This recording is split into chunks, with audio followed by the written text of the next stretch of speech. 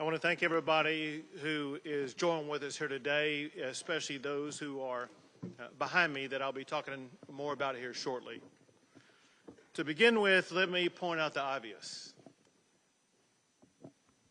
Evil swept across Uvalde yesterday.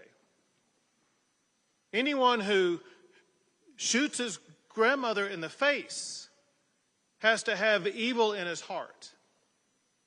But it is far more evil for someone to gun down little kids. It is intolerable and it is unacceptable for us to have in this state anybody who would kill little kids in our schools. Children are a blessing. God teaches us that. They're filled with laughter, innocence, and joy. Their love is a gift that parents get to unwrap every single day. Parents in Uvalde had that gift taken away from them, stolen by a demented person. Days before yesterday, when these children were at school, some were receiving awards for perfect attendance. These kids will never attend school again. To say the least, Uvalde has been shaken to its core. Families are broken apart. Hearts are forever shattered. All Texans are grieving with the people of Uvalde, and people are rightfully angry about what has happened. Events like this, they tear at the fabric of a community. Our job is to ensure that the community is not going to be ripped apart. All Texans must come together and support the families who have been affected by this horrific tragedy. What they need now more than ever is our love. What they need is uplifting from all of our fellow Texans and all of our fellow Americans. And let me emphasize something that I know you all know. But the reality is, as horrible as what happened, it could have been worse. The reason it was not worse is because law enforcement officials did what they do. They showed amazing courage by running toward gunfire for the singular purpose of trying to save lives. And it is a fact that because of their quick response, getting on the scene, being able to respond to the gunman and eliminate the gunman, they were able to save lives. Unfortunately, not enough. But I want to make sure that everybody knows, all of the law enforcement agencies and groups that are involved and were involved in this process. The Texas Rangers are leading the investigation, and they are supported by the Texas Department of Public Safety Highway Patrol, the Texas Department of Public Safety Criminal Investigative Division, DPS Aircraft, DPS Intelligence Counter and Terrorism Division, DPS Crime and Victim Support. They're also supported by the Texas Division of Emergency Management, the FBI, as well as multiple federal partners, including the DEA, ATF, HSI, and Border Patrol. And then, of course, the valiant local officials, the Uvalde Sheriff's Department, Uvalde Police Department, Uvalde Independent School District Police, Uvalde County Constables, Uvalde Mayor, the County Judge, Uvalde District Attorney's Office, local public works and surrounding police department, and the San Antonio Police and Fire Department also. Let me walk you through some of the facts of what has happened. There's been a lot of things that have been said. Some are correct, some are incorrect. Let me tell you the best information that we have at this time, understanding, very importantly, that this is an ongoing investigation, and ongoing investigations often reveal new information as those investigations progress. The first thing that happened was that the gunman shot his grandmother in the face. She then contacted police. The gunman fled, and as he was fleeing, he had an accident just outside of the elementary school, and he ran into the school.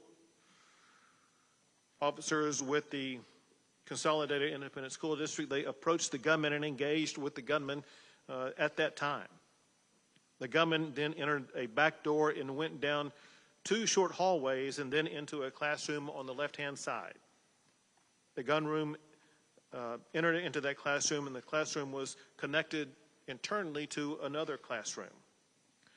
Border Patrol, Consolidated ISD officers, police, sheriffs, and DPS officers converged on that classroom, and a Border Patrol officer killed the gunman.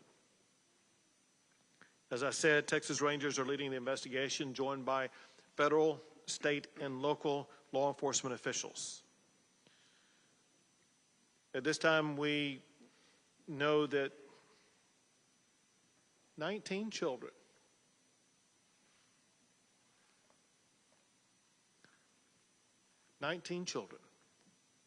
have lost their lives. 2 faculty members lost their lives. In addition to that, there are 17 people who are injured, but their injuries are not life-threatening. All family members of all of these students and faculty members have been contacted and informed about the circumstances. The officials are working with parents to ensure that their parents are going to be able to see their children. Parents should contact victim services at the county fairplex. We know that there are parents still striving to make a connection. All parents are welcome and urged to contact victim services at the county fairplex. The gunman was 18 years old and reportedly a high school dropout. Reportedly, there has been no criminal history identified yet. He may have had a juvenile record, but that is yet to be determined. There was no known mental health history of the gunman. He used one weapon, which was an AR-15, using 223 rounds. There was no meaningful forewarning of this crime other than what I'm about to tell you. As of this time, the only information that was known in advance was posted by the gunman on Facebook approximately 30 minutes before reaching the school. The first post was to the point of, he said, "I'm going to shoot my grandmother." The second post was, "I shot my grandmother." The third post, maybe less than 15 minutes before arriving at the school, was, I'm going to shoot an elementary school.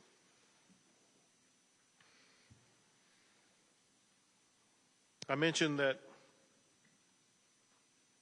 during the shootout that took place at the school, in addition to the students and the faculty, there were 3 officers who were injured who were all remain in good condition. 1 deputy sheriff lost a daughter in that school. Before coming out here, we had a long discussion with law enforcement at all levels. We had a discussion with community leaders, elected officials. And I asked the sheriff and others an open-ended question and got the same answer from the sheriff as well as from the mayor of Uvalde. The question was, what is the problem here? And they were straightforward and emphatic. They said, we have a problem with mental health illness in this community. And then they elaborated on the magnitude of the mental health challenges that they are facing in the community and the need for more mental health support in this region. I want to make sure everybody understands the mental health services that are available at this time, with me making one clarifying point in advance that I'm going to redouble down in the aftermath. Whenever anything as shocking and extraordinary and disturbing as this event occurs, there is an urgent need for everybody affected to access mental health. I cannot be more emphatic than saying with great urgency, everybody in this community, I mean everybody, the victims, the families, family members, friends, the law enforcement involved, but the entire community is in utter shock about this. Some physical wounds that were sustained by the officers, they're going to heal in the coming days.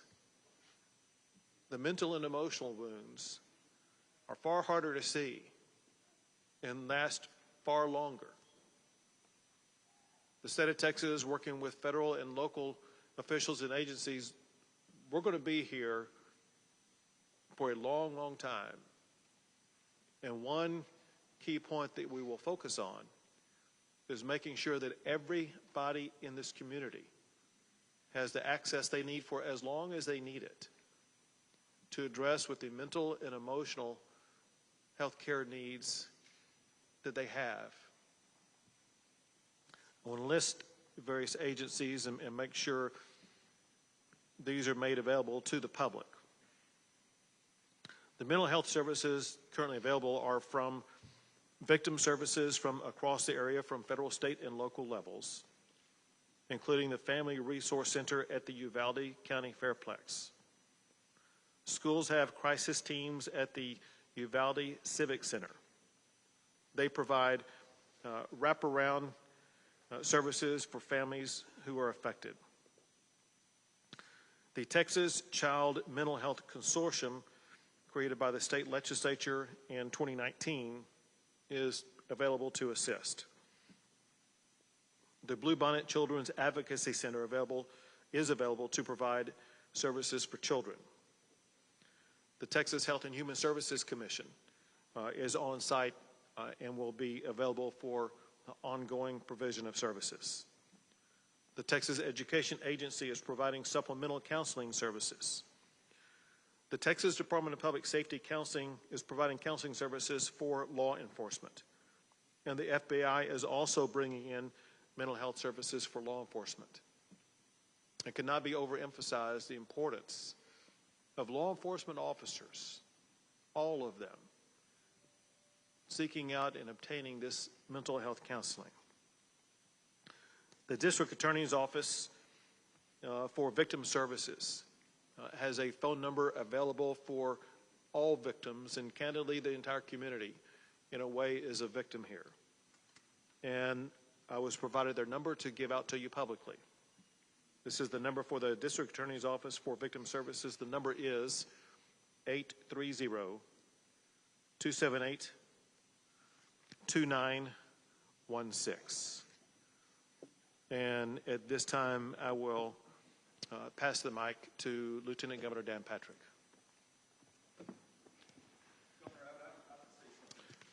Excuse me. Excuse me. Excuse me. Sit down. You're out of line and an embarrassment. Sit down and don't play this stuff. The next shooting is right now, and you are doing nothing. No, he needs to get his ass out of here. This isn't the place to talk this over. This is totally predictable when you... Sir, you're out of line. Sir, you are out of line. Sir, you are out of line. Please leave this auditorium. I can't believe you're a sick son of a bitch that would come to a deal like this to make a political issue.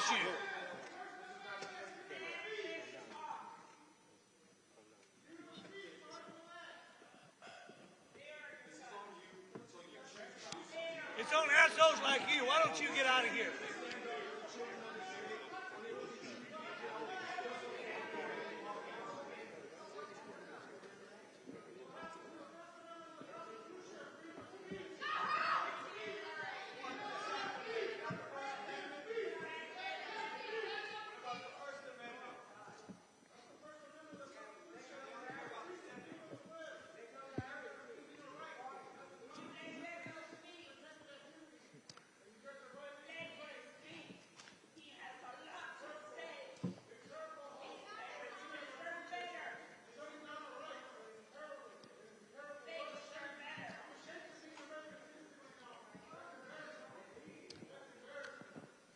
There are family members.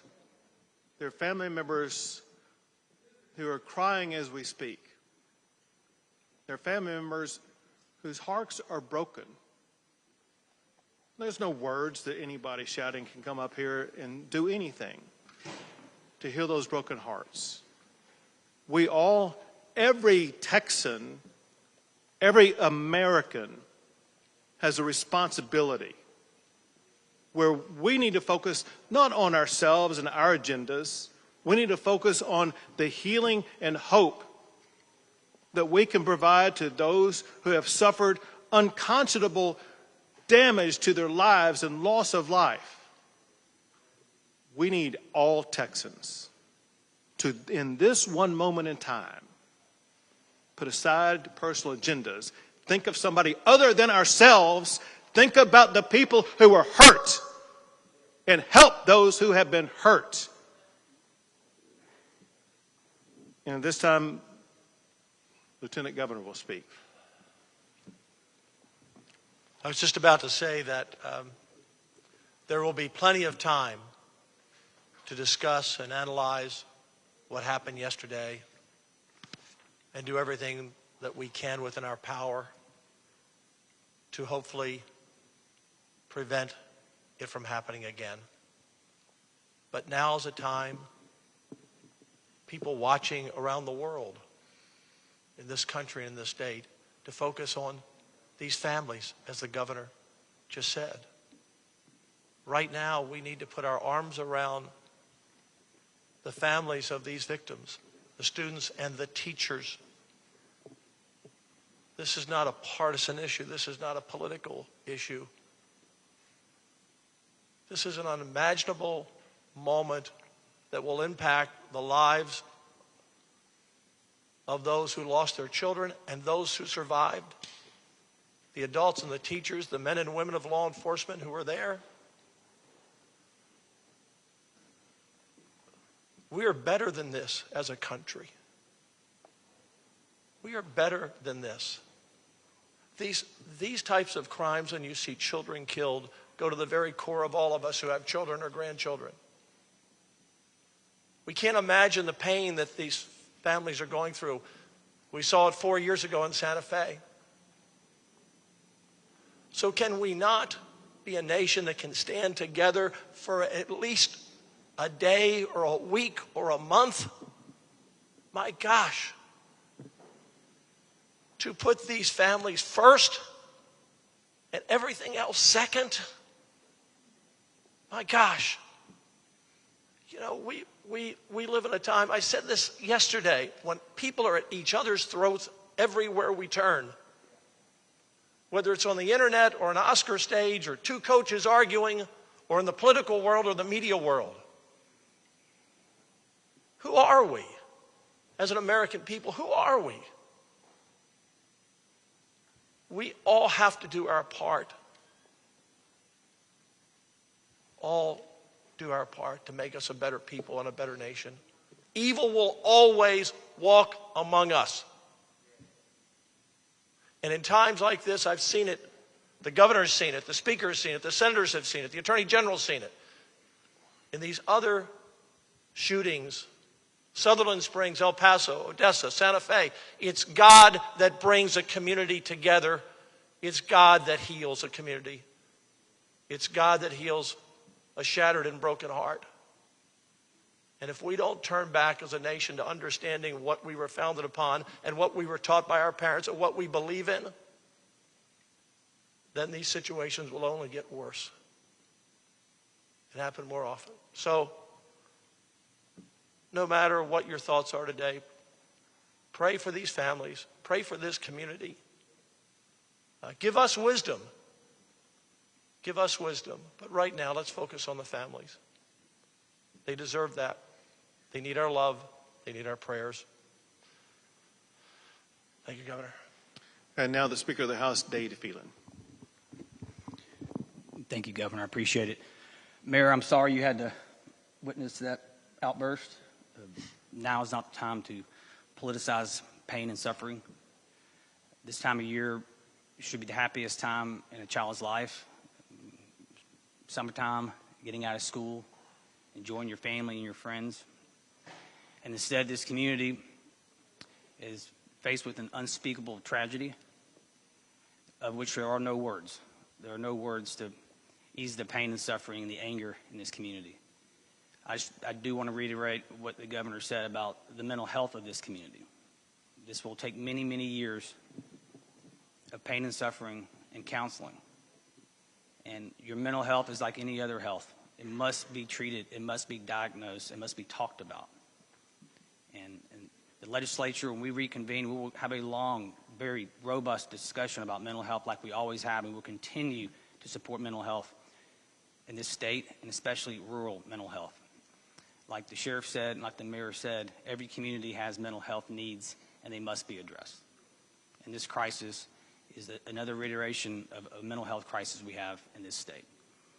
I also want to thank the law enforcement for their work, DPS, Border Patrol, sheriffs, police officers, both locally and the school district. I believe one school district's police officer lost his wife in the shooting, was there on the scene. And the governor mentioned sheriff's deputy losing a child in that building as well. Just unspeakable tragedy to this whole community. And the mental health of our law enforcement is crucial in these times. And it's okay for them to say that something's wrong as well. I do my deer hunting here in Uvalde County. It's a beautiful community with beautiful people. And all we can say is how tragic this is, and the support the state will show and will continue to show. And we just appreciate your resiliency, and let us know how we can help here at the state of Texas. Thank you. And now the Director of the Texas Department of Public Safety, Steve McCraw. Thank you, Governor. On behalf of the sheriff and chiefs of police, the department's been asked to go through a timeline of the facts. As we know, the investigation right now, it's preliminary, this information, but we'll provide out as much information as we can. First, as already reported, Salvador Ramos was responsible for the horrific attack and killing of 19 school-aged children and 2 adults. He was 18 years old, as previously reported. He was dropped out of school. He had no criminal history that we've been able to find or detect at this particular point. He lived with his grandmother, Celia, who is 66 years old. On March 17th, Ramos purchased a semi-automatic rifle at a local sporting goods store. On March 18th, he purchased 375 rounds of ammunition for that rifle. On March 20th, he purchased another semi-automatic rifle at that same local store. The FBI has been able to find information on his Facebook account that the governor already provided you information on. At approximately 11 o'clock, he announced, on Facebook, a post, a message that he was going to shoot his grandmother. He shot his grandmother. He re-reported that he had shot her. And after that, he reported that he was going to a school to attack it. Now, he didn't identify the specific school. He did say elementary at that point in time. But the timeline is anywhere from 11 to 11:30. His mother reported him to the police department when she was able to run across the street to a neighbor and get help, and she was medevaced to San Antonio in critical condition at this point, but she's still alive. The subject, Ramos, at that point in time, used her vehicle, his grandmother's vehicle. He was living at their residence since March of 2022. Used her vehicle to drive approximately 2.29 miles, which is about a block and a half away from the school, Robb Elementary School. He crashed the vehicle at that point in time. He exited with a backpack. He took a rifle with him. One rifle. It was a Daniel Defense that he had previously purchased, I had mentioned. He went towards the west side of the campus, which is a back door. But as he was approaching, as the governor mentioned earlier, there was a brave Consolidated Independent School District resource officer that approached him, engaged him, and at that time, gunfire was not exchanged, but the subject was able to make it into the school, as the governor reported. He went down a hallway, turned right, then turned left, and there was two classrooms that were adjoining, and that's where the carnage began. As he was shooting, when the shooting began, we had Uvalde police officers arrive on scene, and along with the Consolidated Independent School District officers, immediately breached, because as we know in officers, every second's a life. They breached it, engaged the active shooter, and continued to keep him pinned down in that location, afterwards, until after a tactical team could be put together, comprised of Border Patrol agents on the front end, some members of their BORTAC unit, which is a SWAT team for Border Patrol. Also, there was a Uvalde County deputy that got into the stack, and two Uvalde police officers. They breached the classroom door. They went in. They engaged Ramos and killed him at the scene.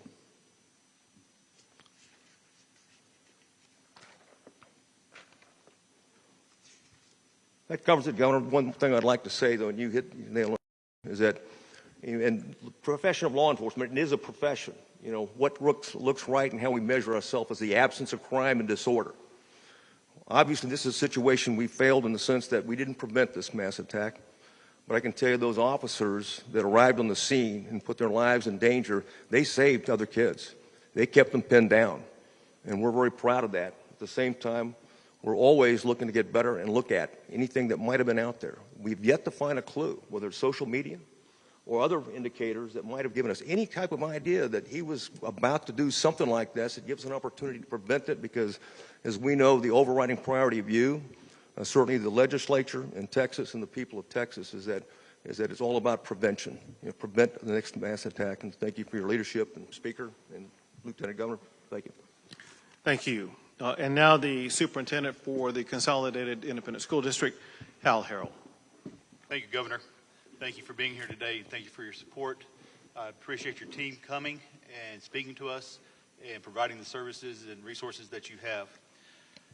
As superintendent, I could never imagine a day like yesterday. End of school, award ceremonies, the time of a second, third, or fourth grader's life at that point. It was a senseless and tragic event, and this magnitude in our community is heartbreaking. It really is. We have had a lot of support here from our community, surrounding counties, surrounding districts, and all over the state, and I appreciate you for thinking of us and sending that support. I have to relay the heartbreak of our teachers at Robb campus. I met with them this morning, but as I looked across that room, there was a group of heroes in that room. If it weren't for them, along with the law enforcement that came, that were willing to cradle their kids, get them out of the classroom when it was safe, when they were guided, and the trust our kids had in their teachers, that says volumes for our staff here in Uvalde. They are heroes. They did heroic things yesterday, and they are always very humble, but they are truly humble heroes.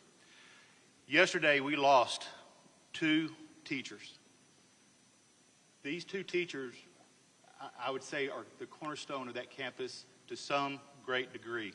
They're 2 beautiful souls.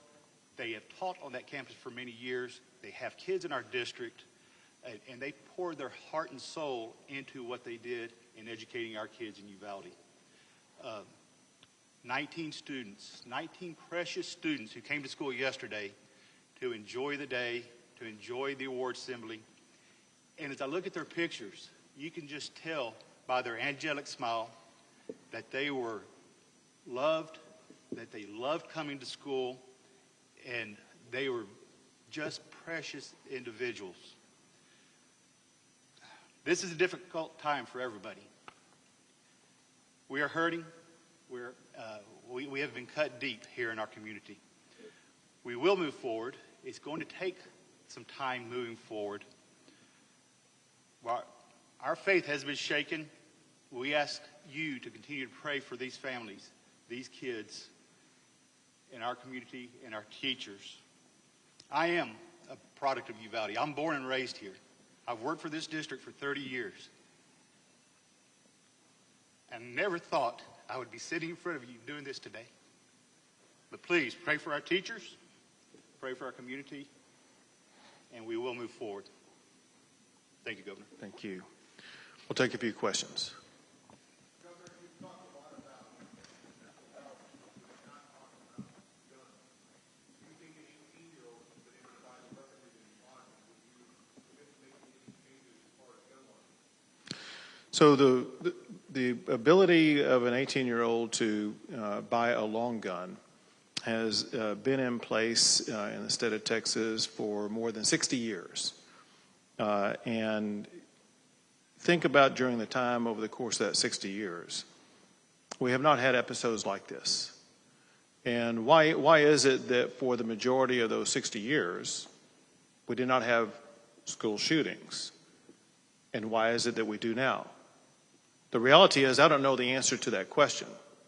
However, what I do know in talking to the leaders here, as well as leaders in other locations around the state, and that is one thing that has substantially changed, is the status of mental health in our communities. What I do know is this, and that is we as a state, we as a society, need to do a better job with mental health. Anybody who shoots somebody else has a mental health challenge, period. We as a government need to find a way to target that mental health challenge and do something about it.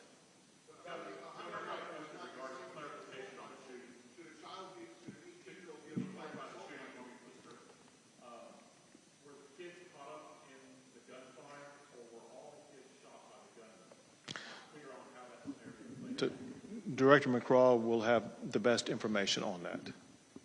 We're in the process of doing the crime scene right now. The first one being the school, the second being the vehicle, and the third, the grandmother's residence. I can tell you it's a detailed process, so I can't answer that. But for right now, we believe that all the children were shot and killed by Ramos.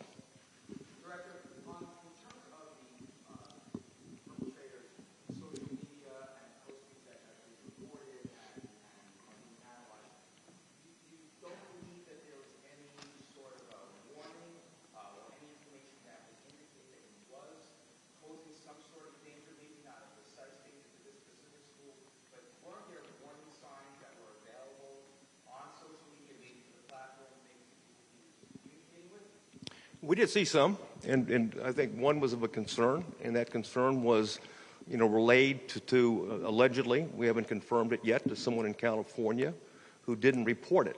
And we're in the process of working with the FBI right now to make sure she's interviewed and find out more about it. There may be other clues out there right now that we're not aware of.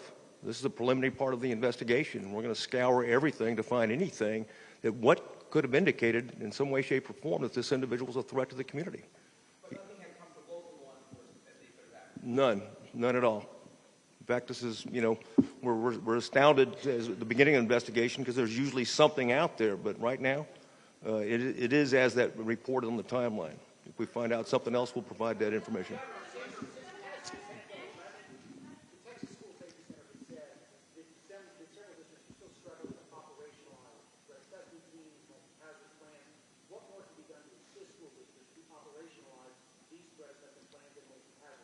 So I'm going to answer in part, but we also have the TEA Commissioner, Mike Morath, with us, who may be able to shed additional light. But here's the information that we know, and you pointed out SB 11. Listen, as you know, but others may not. People need to understand that in the aftermath of the Santa Fe shooting, I signed 17 laws to address school safety, and one of them dealt with threat assessment.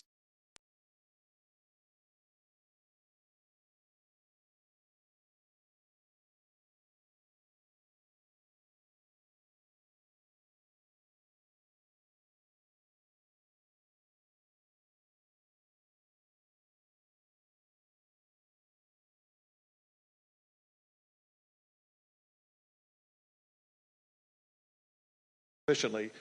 Mike, you want to come? The person coming up is Mike Morath, who is the commissioner for the Texas Education Agency. So there's significant appropriations provided to ensure that the local school systems around the state have resources for this. One of the components of Senate Bill 11 was a school safety allotment. There was additional upfront funding for that. The Texas School Safety Center and our agency work in collaboration to provide technical assistance and training to school district leaders, counseling team leaders, others, to ensure that the threat assessment protocols and these procedures, including threat response plans and the operational multi-hazard plans, are practiced on a recurring basis. So there have been essentially fairly significant efforts to bolster those managerial practices and these detective or preventative practices in schools all over the state of Texas. We will continue to do more. After any incident like this, of course, you reflect on lessons learned to ensure that we can prevent this kind of situation in schools going forward. Yeah, if I can just add to that. One sec.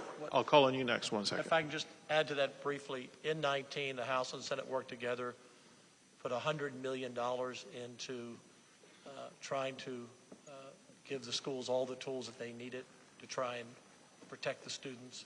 The Marshals program, the Guardian program to arm teachers where schools want it. We left a lot of those programs optional up to the parents and the school boards and the school districts. And they're doing the best they can. And you're always going to have, again, no matter what you do, there's going to be someone to find another area that's vulnerable. But the legislature did act. The governor signed those bills, but we can and need to do more. And in the area of mental health, we've also been working on that as well, but need to do more. We've got to, in our smaller schools where we can get down to one entrance. One entrance might be one of those solutions. If you had taken 3 more minutes to find an open door, police were there pretty quickly. But this school district has been doing a really good job in trying to protect their students. And those teachers died yesterday protecting their students. And this is a continued work for us. Go ahead. You were at a political fundraiser in Walker County. Why did you not cancel that event? And your press office stated that you plan on canceling all future political events going forward until further notice. Does that include the NRA convention here in Houston on Friday? So first, with regard to yesterday, I was actually in Taylor County responding to a different disaster, a disaster of fires that had ripped through Taylor County and destroyed 20 homes. And that is when I learned about the shooting that was taking place pretty much at that time here. On the way back to Austin, I stopped and let people know that I could not stay, that I needed to go, and I wanted them to know what happened and get back to Austin so that I could continue my collaboration with Texas law enforcement to make sure that all the needs were being met here in the Uvalde area. As far as future plans are concerned, listen, I'm living moment to moment right now. My heart, my head, and my body are in Uvalde right now, and I'm here to help the people who are hurting.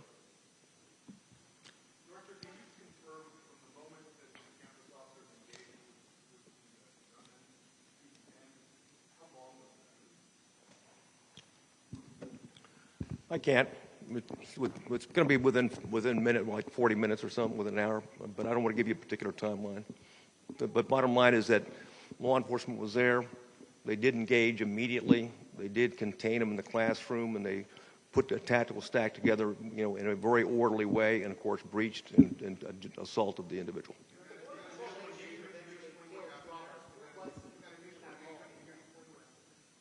The initial engagement? No, I mean, yeah, it was just, it confronted him and wanted to find out, because he saw the report, heard the accident, and was out trying to check on that particular crash when he saw it.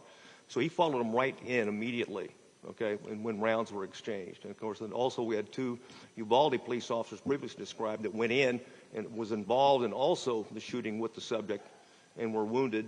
And of course, they were also responsible for containing him in that area. Go ahead. Yes, sir.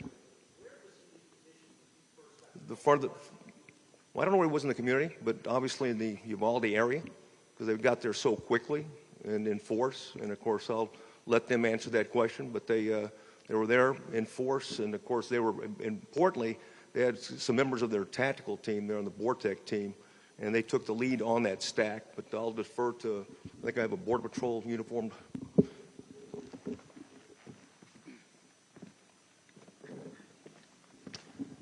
Thank you. So first off, the U.S. Border Patrol Del Rio sector has a station in Uvalde. So we have about 150 or so agents that are permanently assigned to Uvalde. We also have several agents in other stations that choose to live here in this community as well. So we had folks that came from off-duty. We had folks that came from training. We had folks that were in the field and responded. So a multitude, some 80 in total, Border Patrol agents responded. So as to where that particular individual came from, don't have that yet. The investigation will bear out, but we have a large presence permanently here in Uvalde. Did you? Not going to release his name just yet. Go ahead.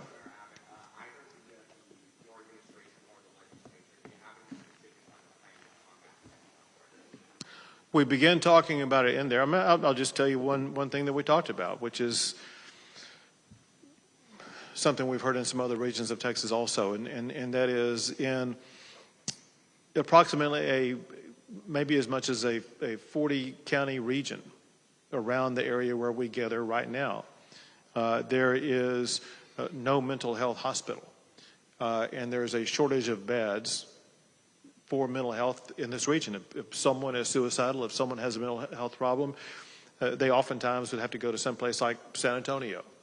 And with the growing population in this region, with the profound mental health challenges that were discussed with us, one takeaway I had was that there is greater need for a physical mental health care facility in this region.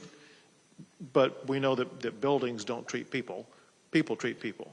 And so there needs to be more personnel, more strategies, a greater understanding by the mental health care provider community about what the needs are, and they will be best equipped to know the best way to provide, or let's say meet those needs. Bottom line is this, and that is, I think it's a fair statement, that legislative leaders understand about health challenges in the more rural settings in the state of Texas, and we have a genuine commitment to help address those mental health care challenges.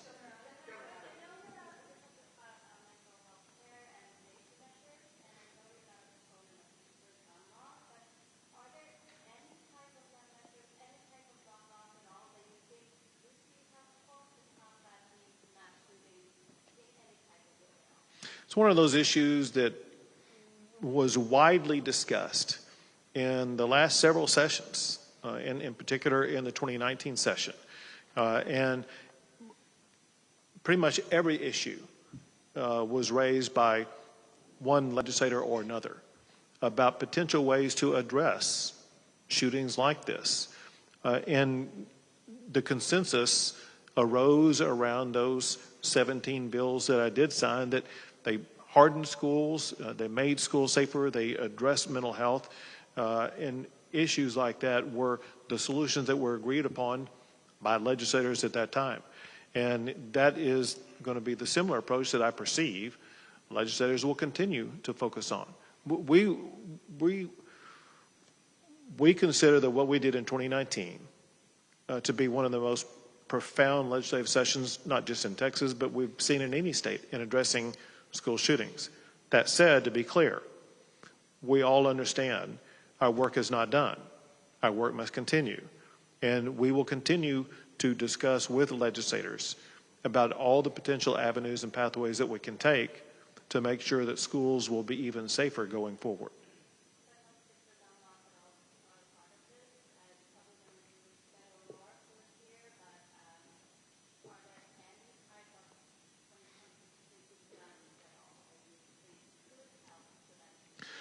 And I know people like to try to oversimplify this.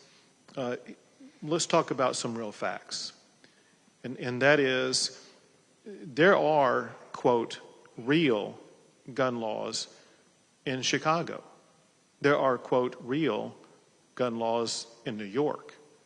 There are real gun laws in California. I hate to say this, but there are more people who were shot every weekend in Chicago than there are in schools in Texas. And we need to realize that people who think that, well, maybe if we could just implement tougher gun laws, it's going to solve it. Chicago and LA and New York disprove that thesis. And so if you're looking for a real solution, Chicago teaches that what you're talking about is not a real solution. Our job is to come up with real solutions that we can implement.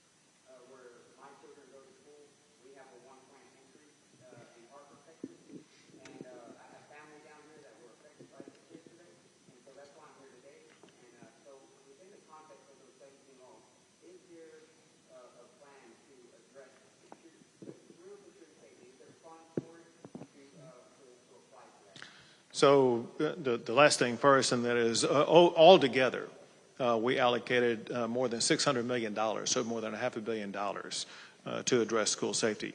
As it concerns the first parts of your question, the answer is, with the laws that we passed in 2019, which is 3 years ago, all those measures that you were talking about were included in those laws. Let me give you several examples. An entire platform that was addressed is what's called school hardening or hardening schools. Some of those strategies reduce the number of entrances. Other strategies provide things like school marshals or having DPS officers or others fill out their paperwork in schools so that there will be a law enforcement presence in schools. They involve different types of strategies that will make it, should make it, more difficult for a shooter to get into a school.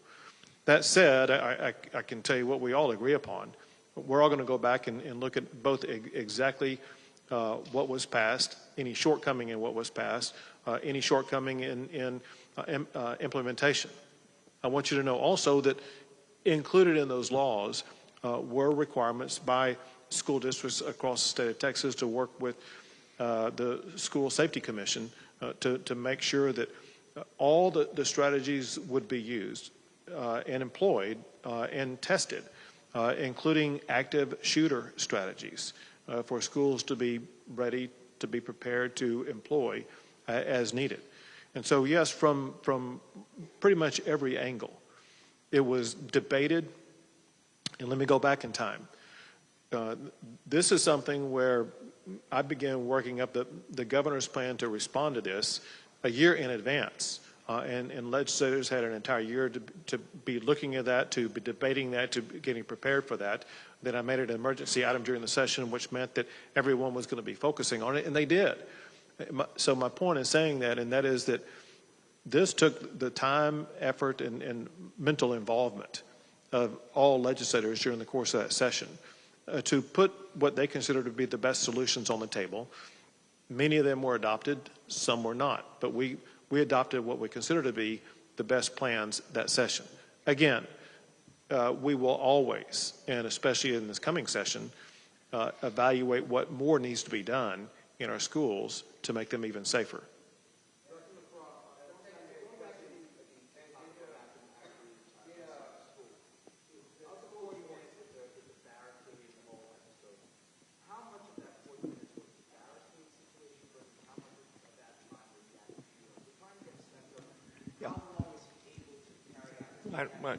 I understand that. We're looking at now we're getting the surveillance video, so we can go frame by frame and track that every minute. So that's part of obviously the investigation, and I'd wait until we've completed that part before we provide that information. Yeah, right now, I don't want to say because I think we have an answer, but we haven't confirmed it yet. No, he was not. She was not chased. No, not at all. What's the status of the building? Have you been able, or the team that's assembled, obviously it's not all your people, but have victims all been identified, have bodies, evidence, work going on? All the victims have been identified, and all the notifications have been made.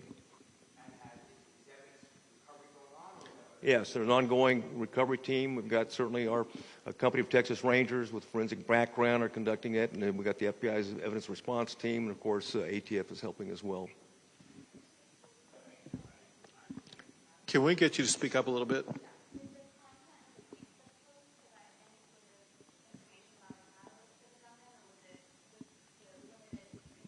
No, there's limited information. We don't see a motive or catalyst right now. We're looking for it, scaring, and we'll continue to do so. They were public, like anything else. They were out there, and he was trying to communicate. And of course, some of the information is we're going to have to continue to do interviews with people that he'd been in contact with. So we're not even close to being done yet.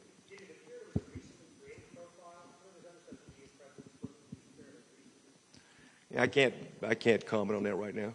Governor, you said yesterday evil visited the town, something to that effect, but then you also are saying that this is a mental health issue, and that's what needs to be addressed. Is this I don't believe evil is a mental health classification. Do you see this as a mental health issue or some kind of physical battle between evil that's always going to be out there? So I'm having trouble reconciling this idea of evil and mental health issue.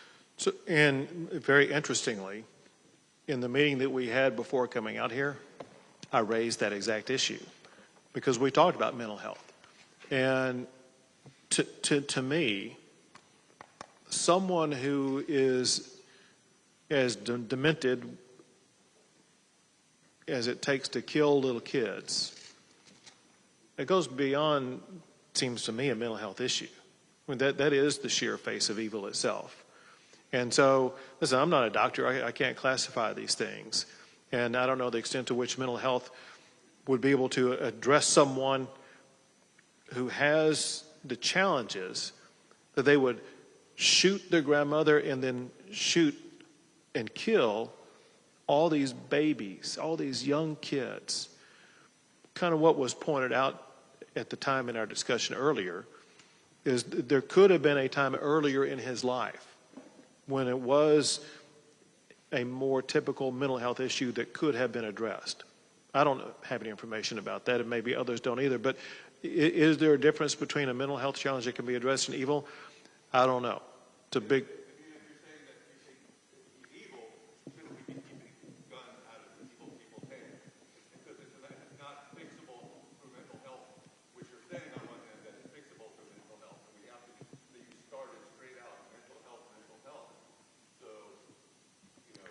And this. And that oversimplifies things. Like, you don't want to oversimplify this, but to just say it's evil seems to oversimplify it. Well, it obviously is a meaningful characterization, and the point is this: if you know someone more evil, I want to see what they did, but I consider this person to have been pure evil. Go ahead. Say it again.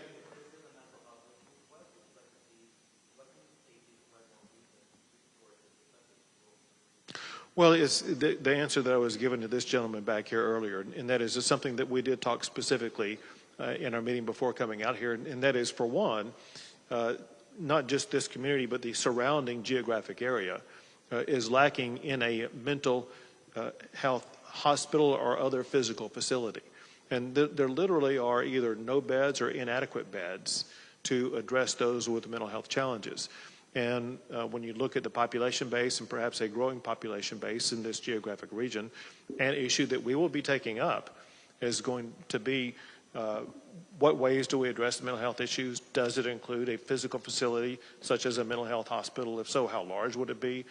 Things like that. So there are many issues for us to consider and evaluate and to work on addressing. Speaker Phelan wants to add more to that. I'd like to add to that. So in the last special session, we actually appropriated about $150 million in ARPA funds for the Children's Mental Health Consortium to partner with campuses across the state of Texas, higher education, four-year institution, two-year institutions, to have a mental health professional on campus to contract with local ISDs to make certain. This is mainly a COVID issue, mental health for children coming out of COVID, but it's mental health across the board for any child who wants to meet with a professional, which is a challenge. I'm from rural Texas. It's a challenge to have those professionals in your community.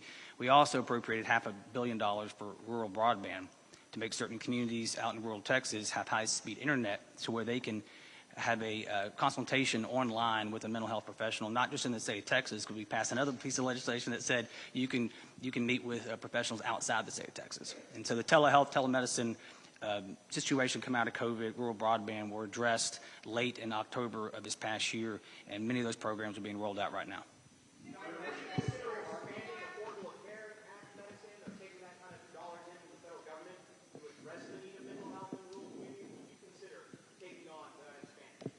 We have other ways of addressing it and other funds available for it.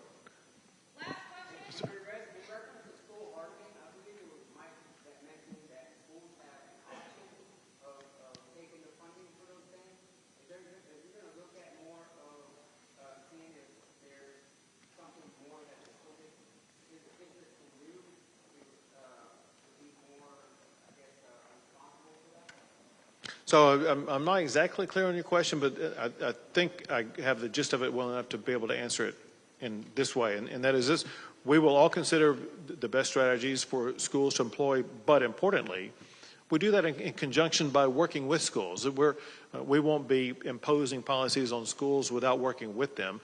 We need ISDs and schools and school leaders and school safety professionals at the table for that discussion purposes if we are going to achieve the best standards that are possible. Thank you all.